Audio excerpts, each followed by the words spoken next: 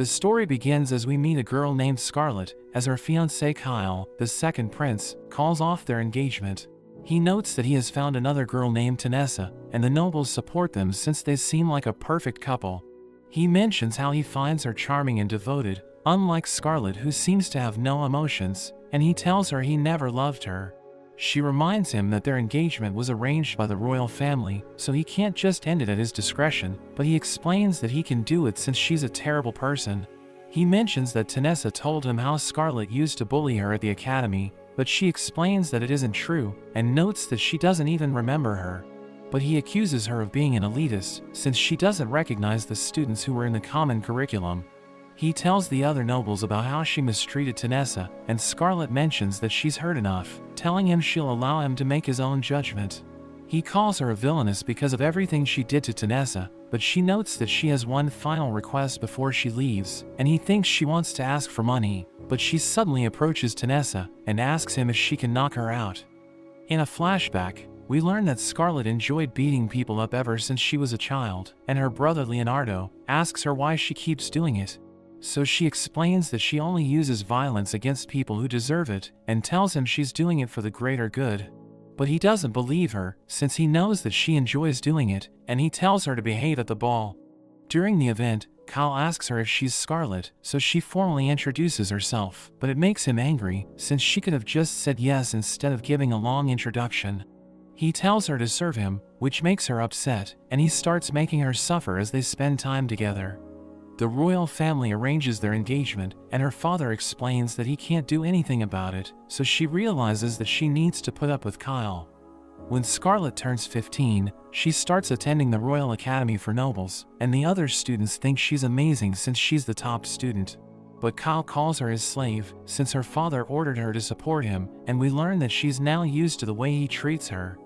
During their lunch break, Scarlett's friends invite her to spend time with them, but Kyle scolds her since she didn't buy food for him, and he decides to punish her.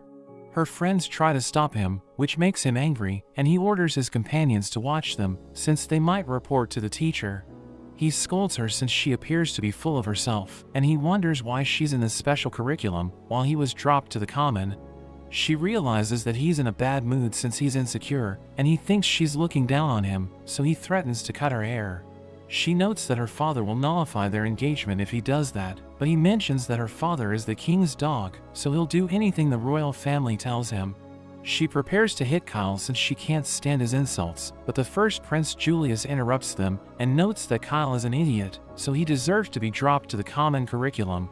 He threatens Julius with his knife, but he completely ignores Kyle, and he apologizes for the way his brother treated Scarlett. He knows that Kyle has been bullying her, but he explains that she deserves to be treated that way, since she doesn't show him respect. He orders his companion Sigurd to get rid of Julius, but he explains that he can't do it, since Julius is a member of the royal family. So Kyle tells Scarlett it isn't over, and runs away with Sigurd, but she knows that he'll be back tomorrow. She thanks Julius for helping her, and asks him what he was doing in a tree, so he explains that he was reading, telling her he doesn't do it in the classroom since the other students keep bothering him. We learn that the kingdom has two princes, and Julius is the current heir to the throne, but a faction of wicked nobles doesn't like him, since he doesn't tolerate bad behavior. So they're trying to raise Kyle to take over the throne, which explains why they're always clashing with the faction that's loyal to Julius. Scarlett doesn't want to get involved in the situation, but Julius tells her he finds her interesting, and she isn't happy hearing this. The next day, everyone checks the result of the aptitude test, but they're shocked to learn that Julius is in the top spot, since Scarlett is always in first place. Julius approaches her, and she congratulates him for taking the number 1 spot, but he notes that beating her is easier than he expected, which makes her angry. She takes it as a challenge and starts studying, since she wants to make him pay, and she manages to beat him in the next exam. So he congratulates her for retaking the top spot, but notes that he was observing her while she was studying after class. Her friends think he held back during the exam to make her happy, revealing that it's the rumor going around the school, and she realizes that she needs to be careful of him. After that, Scarlett keeps running into Julius, who tries to get her attention, but she always ignores him. But one day, she asks him why she always runs into him, so he tells her it's just a coincidence, but she knows that he's lying. He notes that he enjoys seeing her expressions, and mentions that he can tell how she's feeling just by looking at her face, so he knows that she wants him to stop bothering her. He asks her about Kyle, so she reveals that she hasn't seen him lately, and she thinks Julius is following her since he wants to protect her from Kyle. He notes that he can tell how she's feeling again, and mentions that her hair is beautiful, so he doesn't want her to lose it.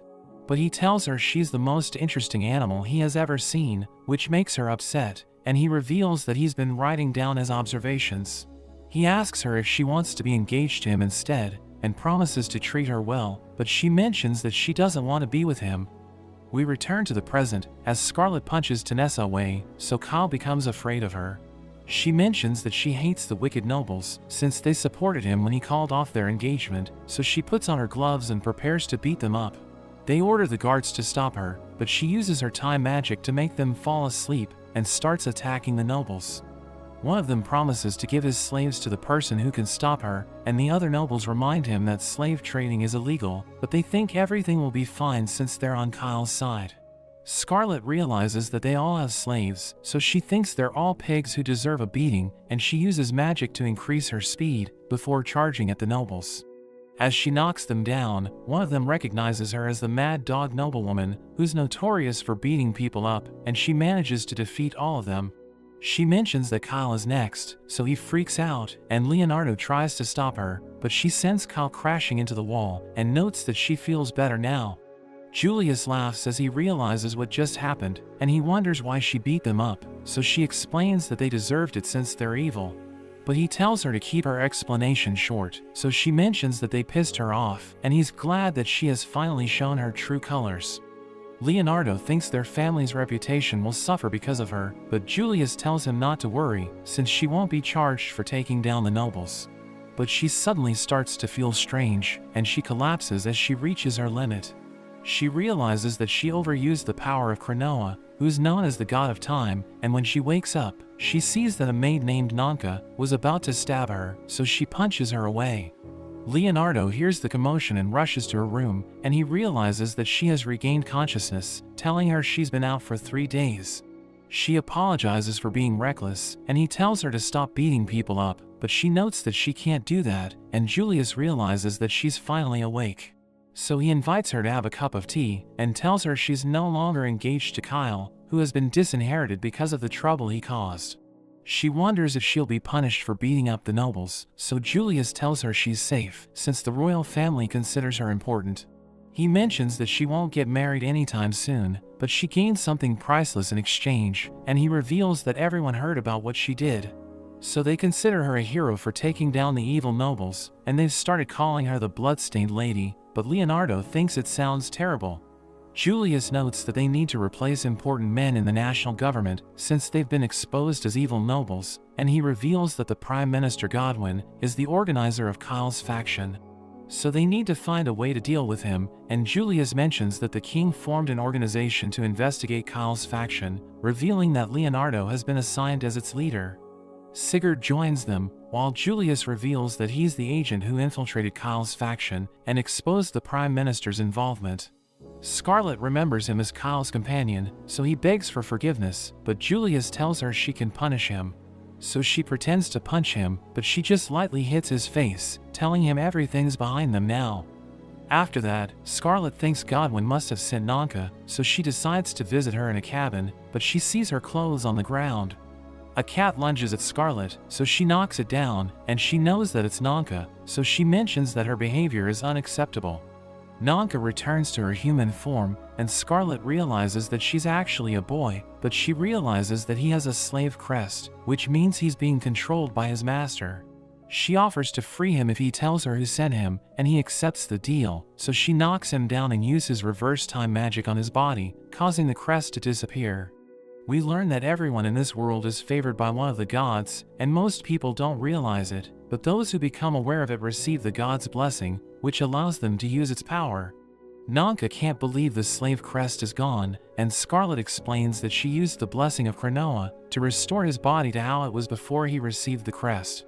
But she knows that it burns through her energy quickly, which explains why she passed out after she used it against the evil nobles.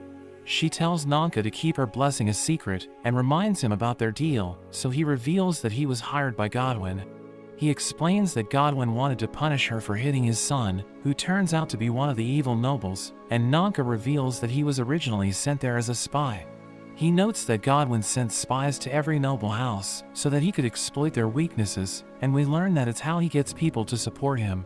Scarlet decides to beat him up, but Nanka tells her to wait for the slave auction next week, since Godwin will surely attend it.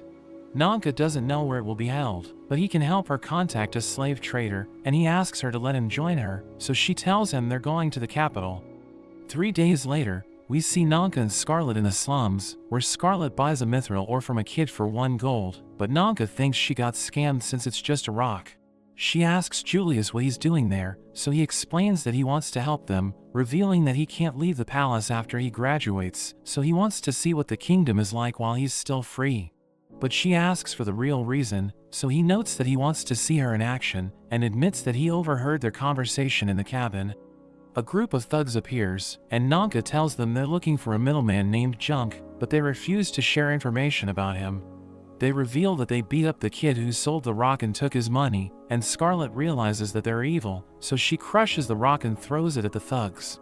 She decides to teach them a lesson, so she uses her magic to strengthen her body, and activates her blessing to increase her speed. She starts taking them out, and one of them recognizes her as the Lady of Beatings, which Julius finds amusing. She punches the man who's afraid of her and disarms the last thug, so he begs her to let him go. But she thinks he doesn't deserve mercy since he made the kid suffer, so she prepares to hit him, but he tells her where she can find Junk. So she thanks him for the information, but she still knocks him out, and Julius mentions that he'll talk to Junk alone since he might recognize Nanka. After Julius talks to Junk, he mentions that he now has the name and location of the slave merchant, and Scarlet wonders if he made Junk suffer, but he explains that he just used scare tactics. She's impressed by the way he handled it, telling him he has talent as a conman, since he lacks empathy for others. But she notes that they should proceed to the next step, and he wonders how they will infiltrate the slave auction, so Nanka mentions that he has a plan. Scarlet visits the slave trader Theron, who seems to be interested in Nanka, since he recognizes him as a beastkin. She knows that he's evil, so she wants to beat him up, but Nanka stops her, and she asks Theron about the slave auction, but he tells her she isn't qualified to attend it. She promises to pay him if he helps her, so he notes that he doesn't need money, but he agrees to take her to the auction as his relative if she gives Nanka to him, and she immediately accepts his offer. After that, Scarlet notes that everything went according to Nanka's plan, but she asks him if he's sure about his decision, since she can't guarantee his safety. He thinks Theron will put him up for auction, so he probably won't let anyone harm him until then, and Nanka is sleepy since beastkin are nocturnal. He goes to sleep, so Scarlet takes him to the inn, where she tells Julius that the meeting went well, and he's surprised that she was able to resolve it without punching. She leaves after she helps Nanka go to bed, but Julius follows her to the market, telling her he has business down the street.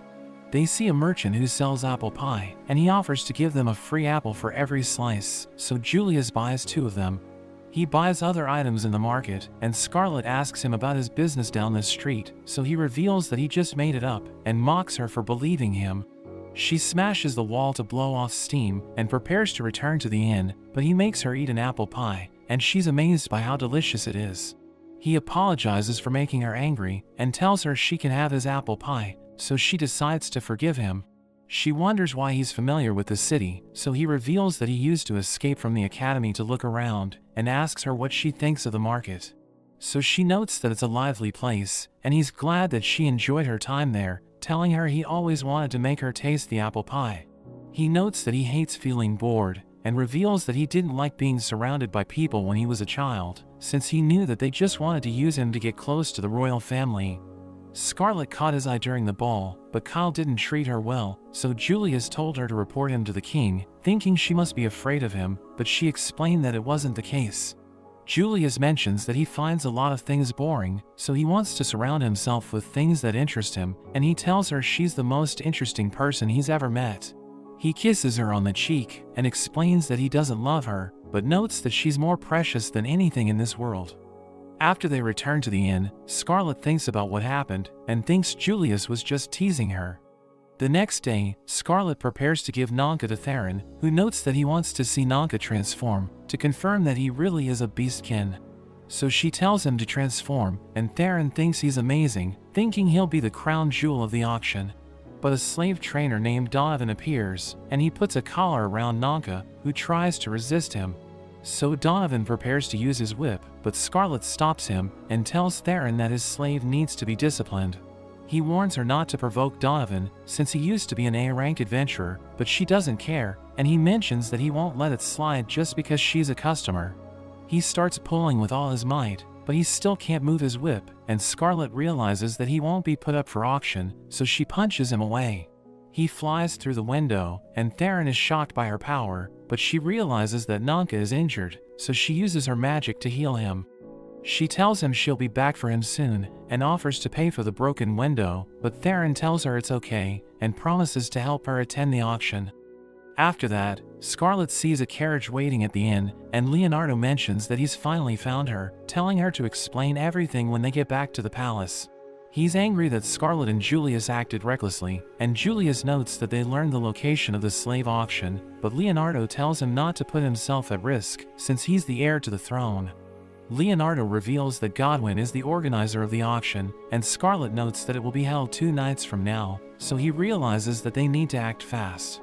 He tells her to stay home while they deal with the auction, but she explains that she can't do that, since she enjoys beating up wicked nobles.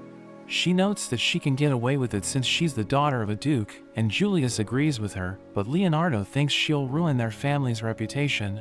He notes that the upper nobility aren't the only ones involved, since there's a chance that they're connected to the Vanquish Empire, which had border disputes with their kingdom for hundreds of years. We see Godwin talking to a mysterious man, and he shows him a picture of Scarlet, telling him to get rid of her since she ruined Kyle's ball. After that, a girl shows him a pistol, and reveals that she got it from the goddess Palmia, so he mentions that she also gave him a magic pendant. But he wonders what the pistol can do, so the girl uses it to shoot a vase, and we see Tanessa as she tells him they can use it to get rid of their enemies.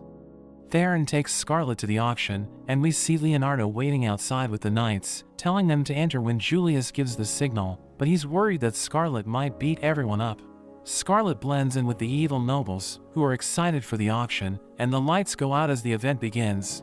The host introduces the first item, which is a one-winged avian, and a noble buys her for 100 gold. Julius talks to Scarlet, who wonders what he's doing there, since he's supposed to be the mission commander, so he explains that he just came to check on her.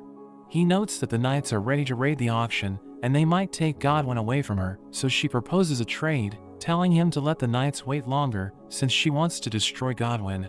He wonders what she'll give him in exchange, so she notes that she'll swear loyalty to the crown for the rest of her life, but he wants her to swear loyalty to him instead, and she accepts his condition. She thinks Godwin is watching the auction upstairs, and they decide to go there while the nobles are busy, so that she can give Godwin the beating he deserves. We see a slave crying as her mother is taken away, but Nanka tells her to stop struggling, and he assures her that everything will be okay, since he knows that Scarlet has made her move. Scarlet puts a group of soldiers to sleep, and Julius knows that she didn't beat them up since they're innocent, so he mentions that her control is excellent. They see several men blocking their path, and she prepares to fight them, thinking they'll make excellent appetizers before the main dish. She easily takes them out, and one of them crashes into Godwin's room, as she mentions that she has finally met her punching bag. His son Hein summons lightning to strike her down, but Julius uses his ring to cancel the spell, and Godwin is shocked to see him there. The nobles freak out, since they know they're doomed if the royal family finds out about the auction, but they convince themselves that he's just an imposter. Donovan arrives in his beast form, and he prepares to attack Scarlet, but Sigurd protects her, so Godwin orders his men to take him down. He tells Scarlet to escape with Julius, but she notes that she wants to destroy the nobles herself, telling him to fight Donovan while she beats them up. She smiles as she spins one of them around, but it creates a whirlwind that blows away the other nobles, and the auction stops as they crash into the hall. After that, Leonardo comes in to check what's happening, and he realizes that Scarlet has defeated the nobles. But he sees Sigurd fighting Donovan, and notes that the patrons are escaping, so Julius thinks they should call the knights. but Scarlet wants him to wait until she's done with Godwin, and Julius tells Leonardo that he has exchanged vows with her, so he needs to honor his word. Leonardo is shocked hearing this, and he thinks they're now engaged to each other, so he agrees to help them find Godwin. Julius gives the signal to the knights, while Leonardo uses his clairvoyance skill to search the area, and he realizes that Godwin is on his way to the roof. But he's shocked to see a dragon approaching, and Julius thinks it's proof that he's working with the Vanquish Empire, saying they'll never catch him if he escapes the kingdom. They reach the basement, but they think they'll never make it to the roof in time, so Scarlet removes her shoes, and uses her blessing to triple her speed. She rushes to the roof, and sees Godwin and Hein approaching the dragon, telling the rider to get down and meet them since he's just a commoner. But he becomes upset hearing this, and his dragon Rex prepares to attack them with its tail. Scarlet suddenly arrives, and easily stops the attack, but Godwin realizes that she just landed on Hein. The rider recognizes her, and he's impressed that she was able to stop Rex's tail, telling her he has fallen in love with her. He tells her to marry him, but she turns him down and sends him flying, so Rex tries to attack her, but she slams it to the ground. The rider is impressed by her strength, but notes that he has fallen in love with her even more, so she punches him and kicks him away. But he still gets back up, so she realizes that he's persistent, and she asks him if he's there to eliminate Godwin. She recognizes him as the first prince of the Vanquish Empire named Alflame, and he admits that she's right, since he went there to kill Godwin. He reminds Alflame about his promise to make him a minister of the Empire, but he notes that Godwin has already betrayed the kingdom, so he can't be trusted. Alflame throws his spear at Godwin, but Scarlet destroys it, telling him Godwin is her prey. Alflame grabs her leg and asks her to accept his love, and she notes that he appears to be confident in his endurance. So he explains that his body is immune to physical attacks, since he received the blessing of the God of Steel. He knows that she also has a blessing, but notes that she can't defeat him with her fists, so she grabs onto his head and smashes it against her knee. She repeatedly hits him, and he tells her he's completely fine, but he loses balance as he has a concussion. She tells him to return to his empire, since she has grown tired of him, and she uses her blessing to throw him away. She tells Godwin he's next, so he begs her to spare him, and apologizes for using Tanessa to break her engagement with Kyle, so she realizes that Tanessa was working with him. But he explains that he just went along with her plan, revealing that she was reincarnated from another world by the power of a goddess. But Scarlet tells him she has no idea what he's talking about, and asks him if she can start punching him. He promises to give her anything she wants if she spares him, but she notes that she wants to turn him into her punching bag, and uses her blessing to move 100 times faster. She repeatedly hits him, as she thinks about the people who suffered because of him, and after she deactivates her blessing, he screams as he feels the full force of her blows. He crashes into the wall, but a part of her hair suddenly turns black, as she realizes that she overused her blessing. She's about to collapse, but Julius catches her and helps her recover, while the others arrive, asking her if she's okay. She's glad that they were able to save Nanka, but Godwin suddenly gets back up, and uses his pistol to shoot her. But Julius takes the bullet for her, and he loses consciousness, so Scarlet becomes angry and rushes at Godwin. She knocks him down, but he notes that her punches won't work on him, and she realizes it's because of his magic pendant, so she removes it and smashes his head. She thinks he killed Julius, so she tells him to apologize to Julius in the afterlife, before kicking him away. But Julius tells her he's still alive, and Leonardo tells him to stop moving, since he barely survived thanks to his healing magic. After that, everyone makes it back alive, and the slaves are happy that they've been rescued, while the wicked nobles are taken into custody. We see that Godwin survived the incident, and Nanka is surprised that he's still alive, but Scarlet is glad that she was able to beat him up. Meanwhile, we see Alflame stuck in a tree, but his companion saves him, but he notes that the man almost broke his bones. He knows that Alflame is immune to physical attacks, but he explains that he already used up his blessing, since he crashed into the tree after he was thrown away from the kingdom. They ride a dragon and fly away, but Alflame notes that he enjoyed meeting Scarlet, saying he wants to see her again. Everyone hears the news about Godwin's arrest, and they know that Scarlet kicked him off the roof, so they think she's amazing. Her classmates wonder what kind of pet she keeps in her home, and we see that she has tamed Rex, who now obeys her every command. A man named Cervantes tells her they made a Godwin punching bag, but he isn't sure if people will buy it in the market. He notes that Nanka appears to be jealous, so she tells him to come to her, but the mates tell him he needs to be ready to meet their guests. We see Tanessa heading to the dungeon, where the guards tell her she isn't allowed to visit prisoners, but she charms them with her magic, so they allow her to enter. She sees Godwin in his cell, and he thinks she's there to free him, but she thanks him for making Pomianism the state religion, and uses her spell on him. She gives him poison, and tells him she no longer needs him, revealing that she plans to ruin Scarlet's life.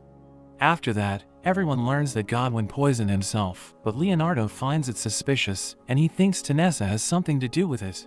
So Julius starts looking into her, and he sees a paper that mentions Pomianism, which is a religion that worships the goddess of beauty and love, but we learn that it's led by a wicked merchant. Sigurd notes that there's another major religion in the kingdom known as Dianism, which worships Saint Diana, but it isn't a state religion since there are people who don't accept it. Sigurd realizes that the Dianism ceremony will be held soon, and Julius tells Leonardo to take care of it, but he knows that it will be difficult. Julius mentions that he finds Scarlet interesting, so he wants her to stay by his side, and Leonardo is happy to hear this, telling the others that Julius has exchanged vows with her. Several days later, we see Scarlet's friends Rosalia and Envy, as Cervantes greets them, but they see Rex in the sky. So they attack it with their spells, but they realize that Scarlet is riding it. After that, Rosalia and Envy explain that they thought Rex was their enemy, since the Vanquish Empire uses dragons as mounts.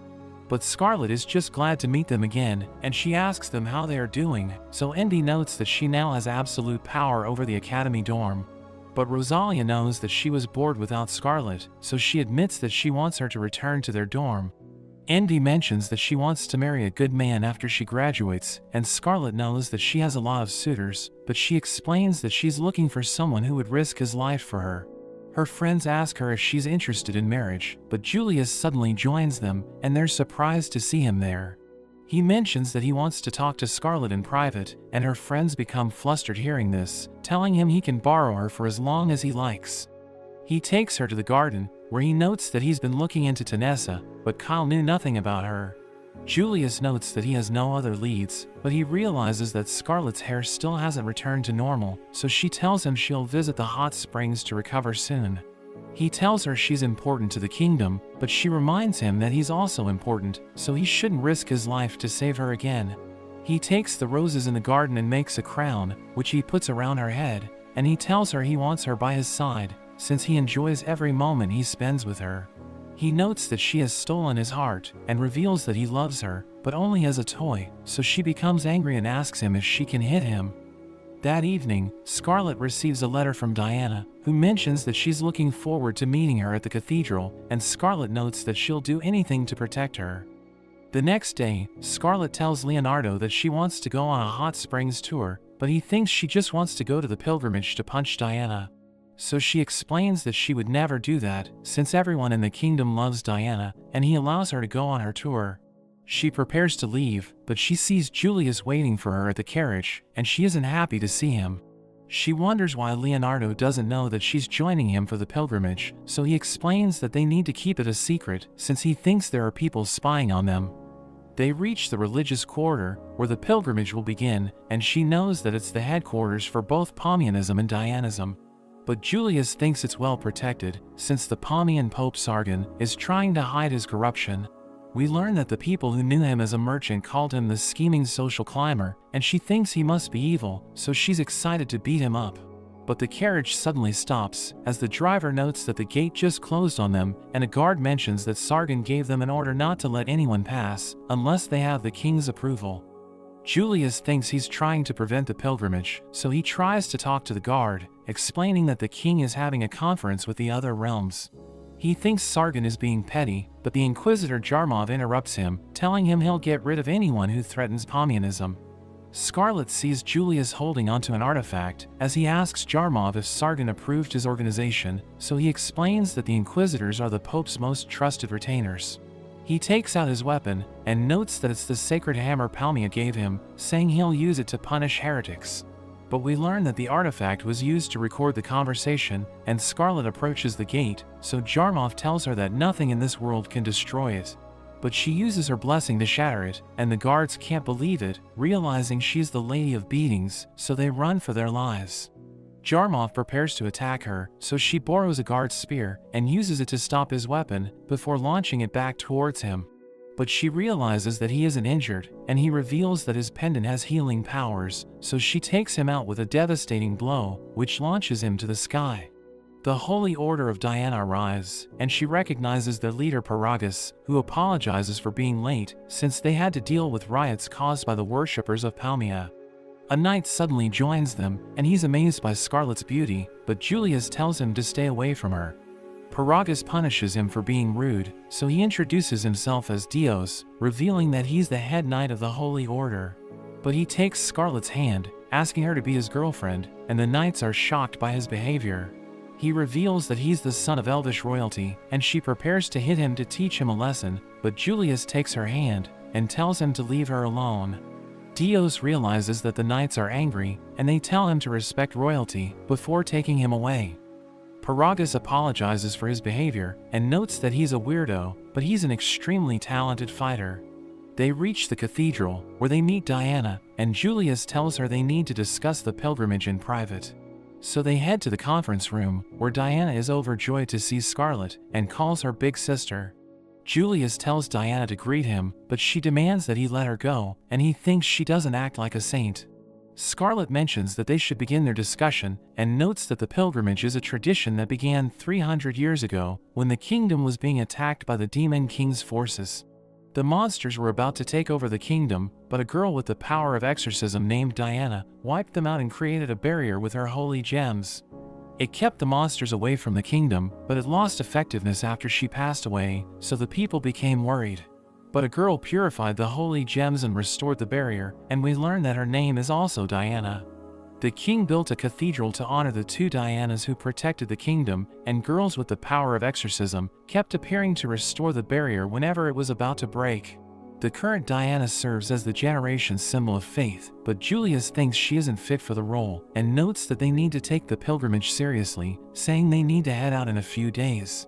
He mentions that the believers need to see that Diana is alive and well, so she must act like a saint, even though she's already lost her powers.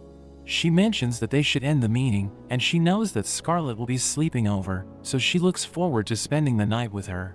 Scarlet tells Julius to be nicer to her since she has issues, so he promises to be more careful next time, and Scarlet notes that he's good at a lot of things, but he doesn't understand a woman's heart. That evening, Scarlet tells Diana about how she beat up the evil nobles, and Diana mentions that she wants to be just like her, but she reveals that she hates Julius since he keeps teasing her. Her servant tells her it's time to go to sleep, so Scarlet prepares to leave, but Diana stops her, and she reveals that she doesn't like her name, since she was just named after the saint. She notes that when her father learned about it, he started calling her Sonia, and she mentions that she likes the name better, so Scarlet starts calling her by that name. After she leaves the room, she recalls that Diana didn't know what to do after she lost her powers, and Scarlet thinks the gods are cruel, but she hopes that the ceremony will go smoothly. The pilgrimage begins, and the people start cheering for Diana, who manages to do her part well. But the ground suddenly starts shaking, so everyone panics, thinking they're under attack. Scarlet hears noise coming from the Palmian Cathedral, so she rushes to get there, and she sees Palmia's statue holding onto a spear, thinking it will make a fine weapon. So she destroys the statue to take it, and notes that it's about to become a bloody festival.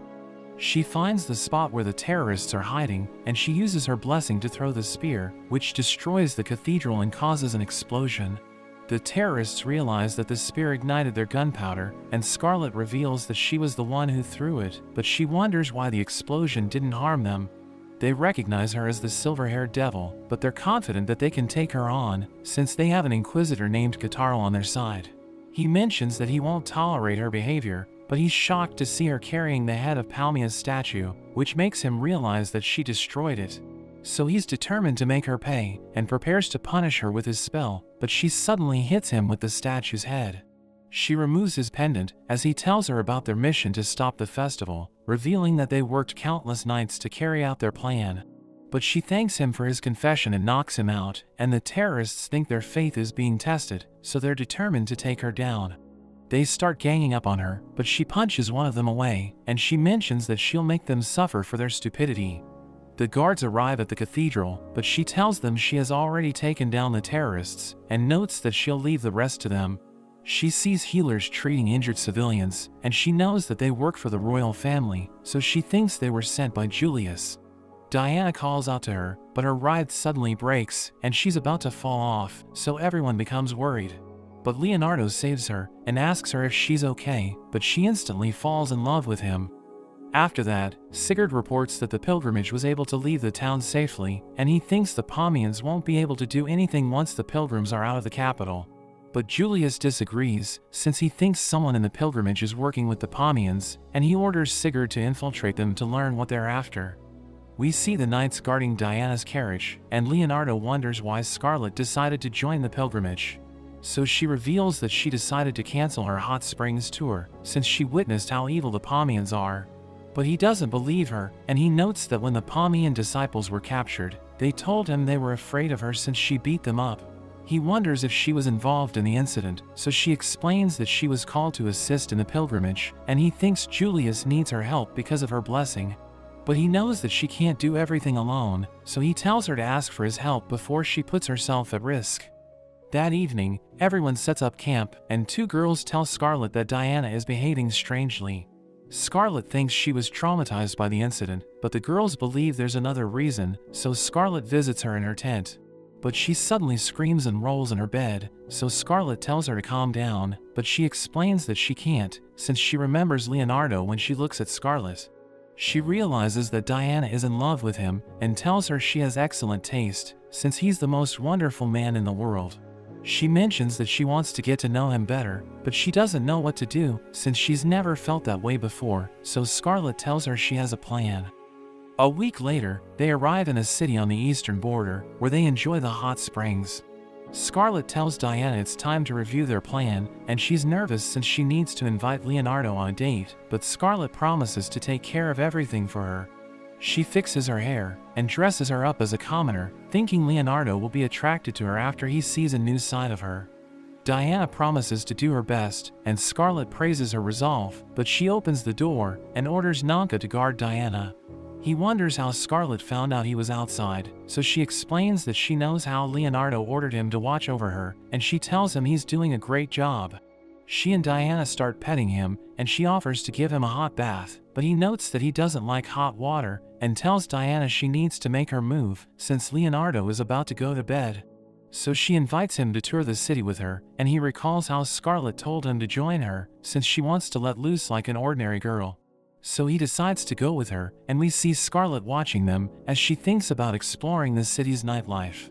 She walks around the city, but Julius suddenly joins her, and she wonders what he's doing there, so he tells her he just wants to spend time with her. She explains that she isn't there to have fun, and notes that her purpose is to monitor the local adventurers, but he wonders why she's interested in them. So she reminds him about Donovan, who used to be an adventurer, and Julius realizes that she's looking for bad people to beat up. He thinks that not all adventurers are like Donovan, but they suddenly see a group of men ruining a merchant's shop, since they're angry that they lost a bet. Scarlet knows that they're adventurers, and Julius thinks they deserve a beating, so he buys all of the merchant's goods, telling him to let her do what she wants with the adventurers in exchange. He accepts the deal, so she starts attacking them, and they tell her not to mess with them, since they're from a famous party. But she doesn't care, and tells them they aren't the perfect target, but she still wants to beat them up. Leonardo suddenly gets a bad feeling, while Diana heads to a stall, where she needs to catch goldfish to win a prize. The shopkeeper tells her to give it a try, but she can't win the game, so Leonardo teaches her the proper technique, and she manages to catch a goldfish. The shopkeeper tells her she can keep it, but she doesn't want to take it with her, since she thinks it will feel lonely without its friends. She enjoys the night with Leonardo, and sees a merchant selling cat ears, who offers to give her a discount if she buys 2 of them. Leonardo doesn't want to wear them, but she accepts the merchant's offer, and she's happy since they have matching accessories. She's about to bump into drunkards, so he pulls her towards him, and tells her to stay close to him, since she might get into trouble if she runs into a drunk person. She feels like he's babysitting her, so she asks him if she looks like a child to him, and he notes that she reminds him of Scarlet when she was younger. But Diana thinks it's impossible, since she's nothing compared to Scarlet, telling him she's just a clumsy tomboy who needs other people to protect her. but he tells her she has done an excellent job at fulfilling her role despite her age, and notes that she's valuable to the kingdom. She prepares to tell him how she feels, but they suddenly hear a commotion, and they notice people talking about a silver-haired girl, so he realizes that Scarlet got into trouble again. A knight tells him what happened, so he tells the knight to take Diana back to the inn, and runs to look for Scarlet. Meanwhile, Dios and the other knights run into a merchant, who gives them free food, and he wants to eat them, but Paragus reminds him that they're still on duty. Dios mentions that he'll check the other stalls, but he wanders off, and we see him holding a piece of paper. At the Vanquish Empire, we see Alflame training with the soldiers, when a man interrupts him, telling him a creep just showed up.